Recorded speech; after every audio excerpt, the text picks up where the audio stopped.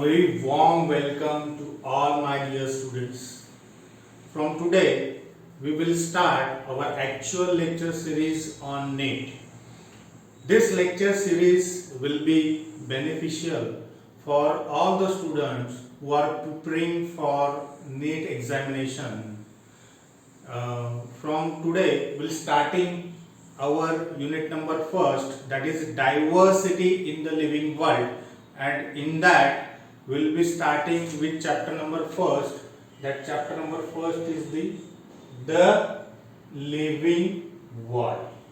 The living world. So if you see around, you will see number of living organisms are there. When you go outside your home or even inside, let us take example of human beings also. They are all living. Even if you go outside, you see number of creatures, number of animals. You will see cats, you will see dog, you will see elephant in the forest, tiger, lion, different types of plants, indoor plants, outdoor plants, different types of insects, even the mosquito that you see. All these creatures are living creatures. Now the question might arise in your mind that which property makes this organism living? What is exactly the living? हम किसे living कह सकते हैं? हम किस चीज को living कह सकते हैं? क्या उनमें क्या क्या properties होती है? What are the different properties? What are the different characteristics that all the living organism possesses? So let us start with the topic of what is living.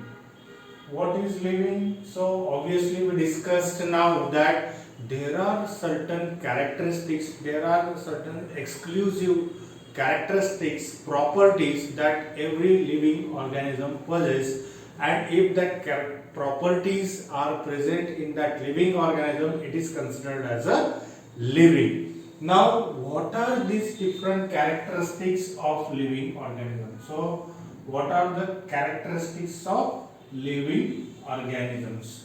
So first characteristics that we can easily observe is growth. Okay, so considering ourselves, when we were born, we were around hardly 1 feet. Okay, now if we see ourselves, we are as tall as around 6 feet. How this has happened? It is because of the growth. हम जब हमारा जन्म हुआ था तो we are very tiny hands, tiny, all the appendages were very small, but as the time progressed, as the time passed, we grow in size. So what is exactly the growth? Growth can be considered as an increase. This stands for increase in mass and number of individuals. So when the mass of the individual and the number of individuals, or in particular you can say number of cells in an individual, that increases, that grows, that thing will be considered as a growth. So what is growth? Growth is nothing but the increase in mass and number of cells. Now you can see the example of growth, how the growth occurs, how the growth takes place. It takes place with the help of major process which occurs in the body. That process is called as the cell division. That process is called as the cell division. Now you know that initially there were few cells when we are born, but as the time passed, the cell division process takes place in our body so as to increase the number of cells, and obviously if the number of cells increased, obviously indirectly the growth will take place. So growth takes place with the help of or by the process of cell division. Cell division in unicellular as well as in multicellular organisms. In unicellular organisms, you might wonder that if there are single celled organisms, and if from single cell two cells are formed, then these are the two individuals. So in case of unicellular organisms, the growth is synonymous with that of the reproduction. Reproduction और growth दोनों synonymous होते हैं in unicellular organisms. But in case of multicellular organisms tend to grow with the help of cell division. You might have heard the cell division processes like mitosis, like meiosis. So these are some of the processes. These are the two processes through which cell division can occur.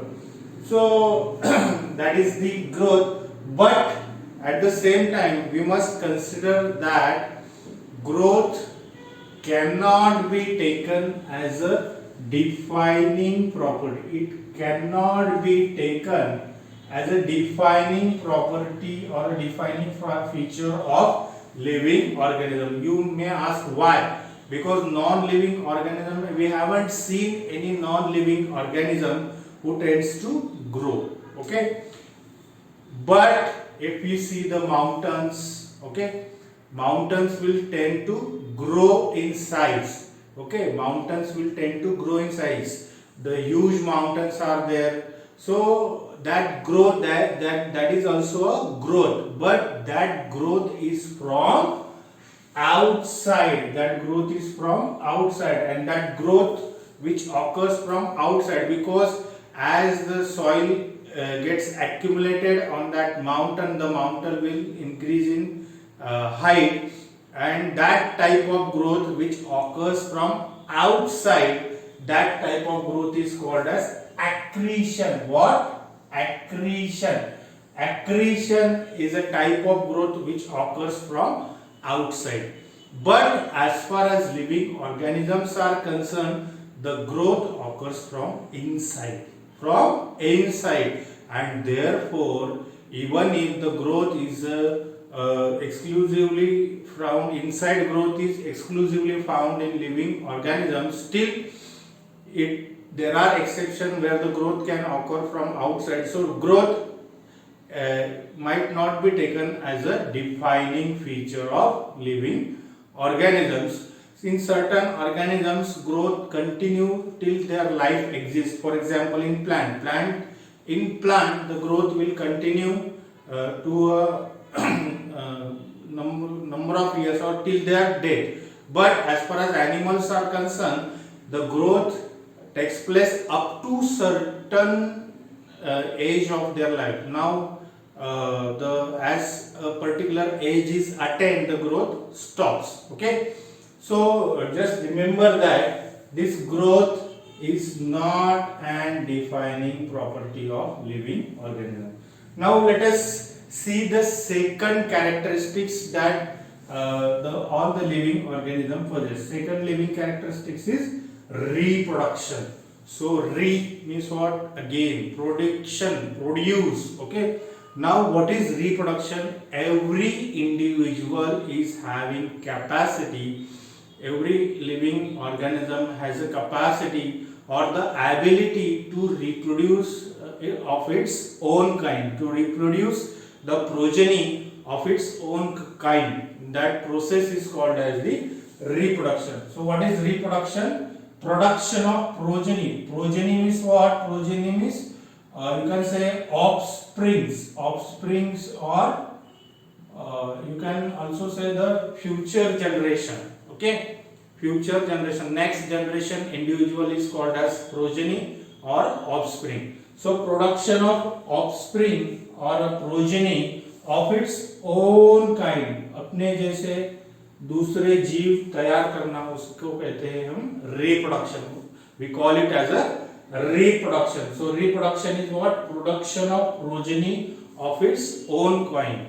Now generally there is reproduction. You may think that yes, it might be a defining feature of living organism, but wait.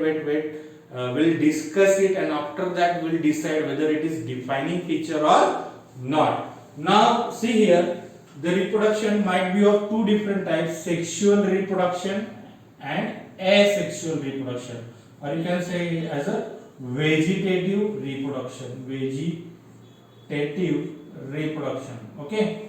Now different types of organisms reproduce by different type of ways. For example, if you take the example of human being reproduce by means of sexual reproduction. Okay. So sexual reproduction, you know that sexual reproduction involves the fusion of two gametes. Male gametes are formed, female gametes are formed. They get fused through the process of fertilization, and after that the new ones or newborn will be there. After fertilization, zygote is formed, then embryo is formed, then all this gastrulation, blastulation process takes place. That again, don't worry about that, that will be studied in separately in the chapter reproduction, but for a time being just remember that sexual reproduction occurs in human being.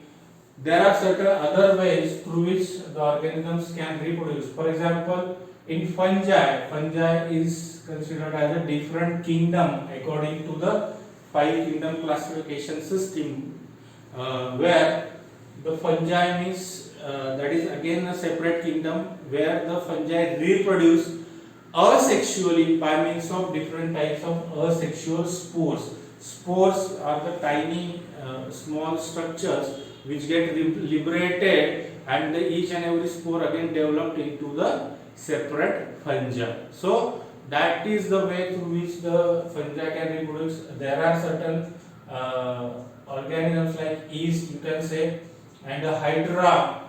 These animals, these yeast and hydra, they reproduce by means of budding.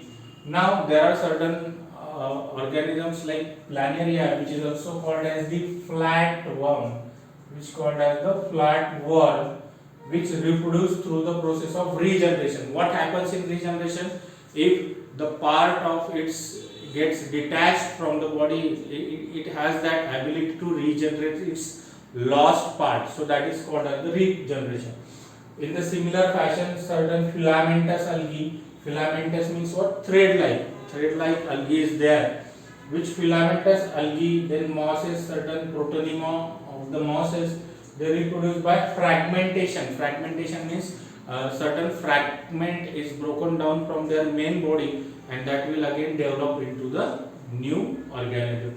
So if you can see, there are different types of methods, primarily divided into sexual as well as asexual way of reproduction that will be able to reproduce the new organisms. So reproduction is very important process for sustenance of life, for continuity of life. Without reproduction, the life cannot exist. Life is there till death, because of the reproduction that has been continuously going on through the ages. So reproduction, without any doubt, is one of the most significant process, one of the most important process in the living organisms. But if you see at the same time, there are certain animals, there are certain living organisms which are unable to reproduce. For example, mules are there. Mules, we call it as a kesar in Marathi.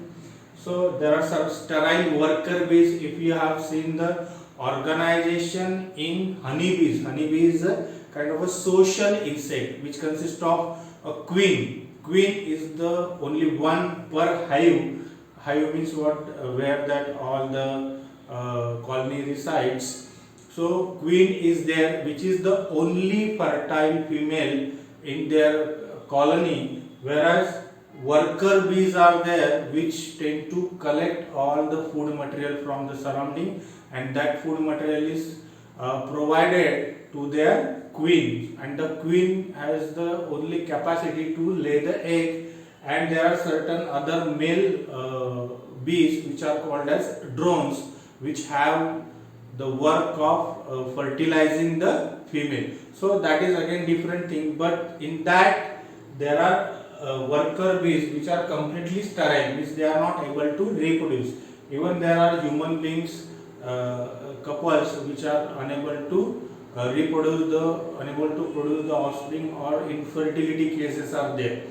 So because of these exceptions, we cannot directly say that reproduction is all inclusive or defining feature of the living organism. So likewise, growth as well as the reproduction cannot be considered as a defining feature or all inclusive feature of living organisms. So up till now we have seen the two characteristics of living organisms. What is living, that we are discussing now.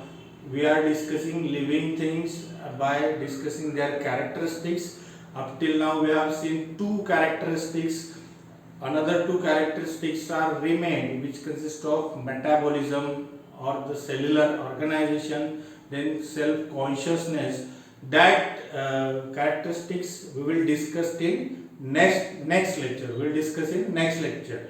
My earnest request to all you dear viewer is that this is thoroughly studied and quality content that I will bring to you. I am bringing to you. So my request to all of you who are watching this, please share this content to the NEET aspirants or the people or the students who are in need of it, so that this content will be beneficial for them in preparation of NEET. We will have again lot of other things also, like discussion, question paper discussion, then view how to solve the question paper. All this stuff will be again discussed in greater detail, but before that we must have the basic knowledge. So my request to you is that if you like, then hit the like button and hit the subscribe button please, and share it among your friends. Okay,